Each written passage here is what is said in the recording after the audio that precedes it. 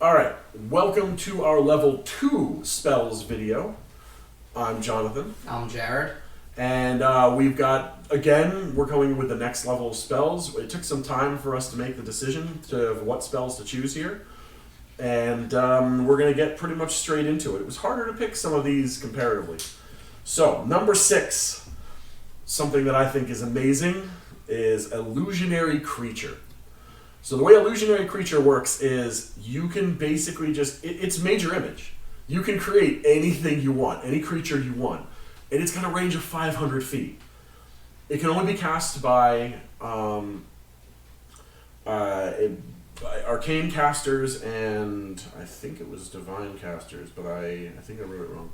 So, but it can only be cast by 2 types of casters. So it's, but it's very strong because again, you can create any creature you want up to a 500 foot range. It makes sound. It makes, you can see it. You can touch it. You can smell it.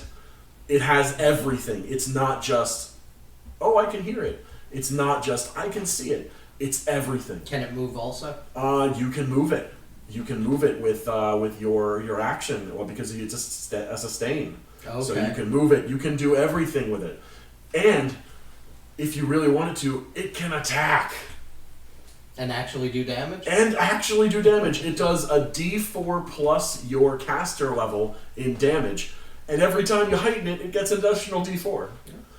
And it's mental damage because you're attacking with like a giant creature and it's going, ah. Oh, and also as you get higher level, it gets bigger. You can maximize the size out to gargantuan. You can literally create an illusionary dragon and have it do mental bite damage.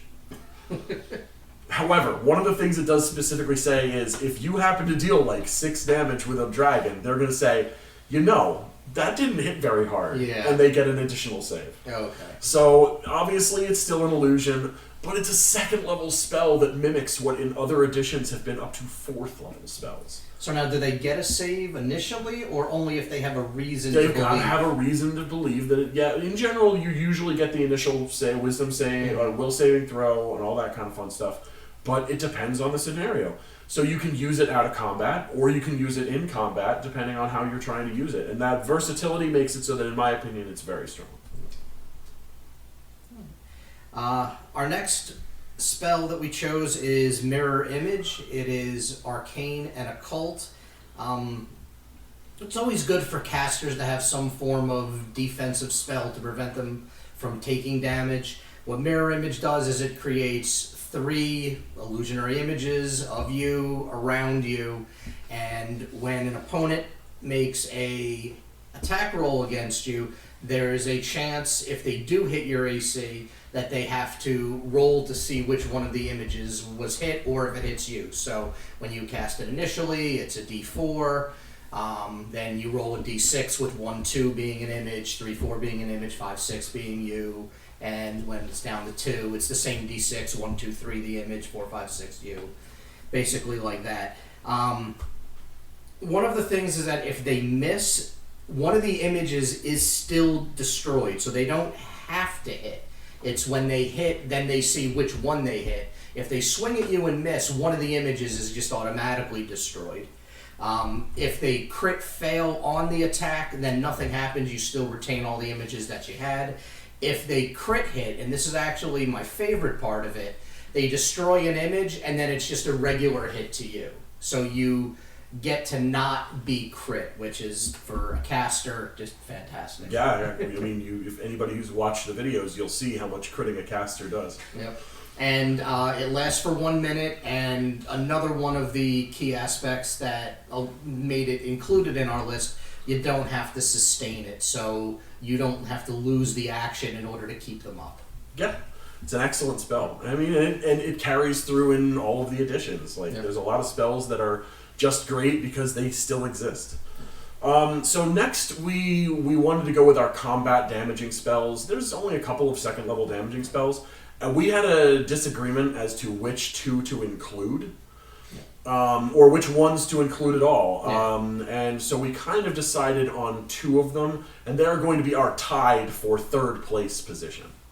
Yeah, so the first one, which if we were to put them in tiers, would be at the lower end between the two, which is Acid Arrow. Acid Arrow is an arcane and primal spell, has a 120-foot range, targets one creature or object.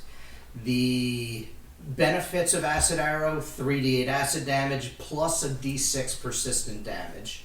On a critical, the 3d8 would be doubled, but not the persistent. The drawbacks are when it's being heightened, it heightens every other level. You get additional 2d8 plus an additional d6 persistent, which is fantastic. But again, it's not heightened every level.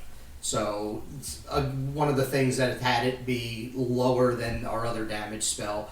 In addition to that, it's a spell attack, so it's not a save, so you still need to hit your target. One thing that I did want to bring up, because this spell does do persistent damage, is how the persistent damage kind of works. You have to pass a DC 15 flat check to end the persistent damage. You can reduce that to a DC 10 by spending 2 actions to do something that would make sense to get rid of it. So something like acid or fire, you would be dousing it with water to get it off of you. Other people can also help you with Yes. those actions and things like that. Yep.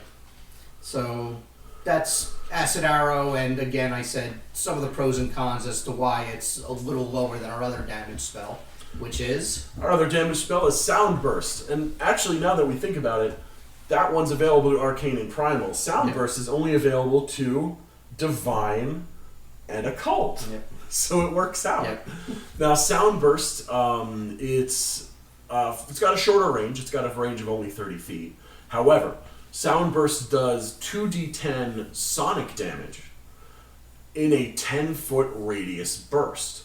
So it's an AoE, and it's basically your first real AoE. Because Cone of, like, you've got your fire. Burning Hands. Yeah, you got your Burning Hands. Burning Hands is a great spell. Obviously, we put it pretty high on our list. But it's only got a 15-foot range. This has a 30-foot range, and if you did take Reach, then you could have it have a 60-foot range. And that makes it very, very strong. Yep. Now, you've got a Fortitude save to take half damage, so because of that, again, you don't have to make the roll. Chances that they're going to take damage are very high. It's sonic damage. There's not a lot of creatures that are immune to sonic damage, whereas there's some stuff that's immune to acid. And for heightening, it increases by a d10 every level. So as a third level, it's 3d10, and so on and so forth. So we thought overall that it's a little bit stronger than Acid Arrow, but again, they're basically used for different things. Acid Arrow's got a much longer range and does more damage to that single target, but if you've got some like bunched up creatures, first little AoE is pretty darn strong. Alright, so from there we go on to our top 2 spells. And the top 2 spells, we did not get that creative here. So our number 2 is going to be Dispel Magic. Now, good news about Dispel Magic. It's available to everybody. Yep. Because it's Dispel Magic, it better be available to everybody. Now, what does Dispel Magic do in this edition? Well, first of all, you can use it just like Dispel Magic in previous editions to counterspell. If you use Dispel Magic to basically counter someone else's abilities, you can do that. 2, you can use it to dispel a magical effect of a trap. 3, you can use it to dispel a magical effect on a person or an object for a short period of time. These are all amazing, amazing uses. It's necessary to have Dispel Magic for certain kinds of places you go into. If your caster doesn't have Dispel Magic going into a dungeon, or one of your casters at least doesn't have Dispel Magic going into a dungeon, you might very well be screwed. Yeah. Dispel Magic, although it is boring, is necessary. Yep. And because of its necessity is one of the reasons why any spell that's available to all 4, there's a reason it's available to all 4. So it's very strong for that purpose. And again, it's got a range of 120 feet. So that also, if someone over there is casting a spell, you say, no! Yep. Alright, so if you're dispelling an object or an item, about how long does that last? It lasts for 10 minutes. 10 minutes. So if you dispel an object and it's not a permanent dispel, it will dispel the object for 10 minutes. Okay. Which is generally long enough for you to be able to walk through that room. Yep. Our number 1 spell, which I think we were pretty much in agreement for, Yeah. Invisibility. It's available to both arcane and occult casters. It's a touch spell, affects one creature, and it lasts for 10 minutes.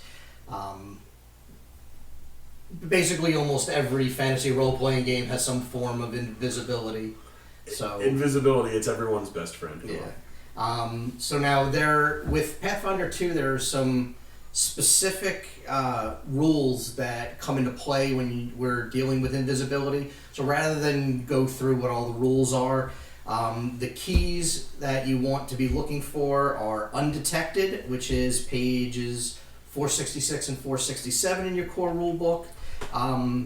The seek action, which is kind of what you need to do in order to have a chance of finding someone who is invisible, which is page 471 in your core rulebook. And then even if the seek action is successful and they find you, you don't just appear. You now have a status that's called hidden. And hidden is on also page 466 of the core rulebook. One thing to keep in mind with invisibility is it does end when you take a hostile action. The good thing is, short of attacking, you could kind of get yourself into a position where you could be more effective. You could get yourself into a position that will help other players become more effective, all without breaking that hostile action threshold. Or the other normal version, which is, I'm an arcane caster and I'm almost dead and I don't want to die. Yeah, that's always helpful. I'm now invisible. No one's going to kill me. Yay! One of the things that I really liked about invisibility is if you have it as a 4th level spell, it actually becomes really, really good in combat. In combat, it'll only have a duration of 1 minute. However, it is not ended if you take a hostile action. So you can cast invisibility, start blasting with spells, start getting into flanking position. Not that casters want to be that close. No, but it's greater invisibility. You have that opportunity. Again, for most of you who probably know these spells from previous editions, it's invisibility, and then heightened, it's greater invisibility. Now, the one thing, of course, we're missing here is, wait, why can't I target more people? Well, that's not a 2nd level spell. Yeah. So, that's our list. If you think we left anything out, if you think we are wrong about anything like that, let us know. Like, subscribe, all that jazz, and we're going to keep doing this. Yep. If you don't like it, let us know, and maybe we'll stop. Yeah. Thank you very much.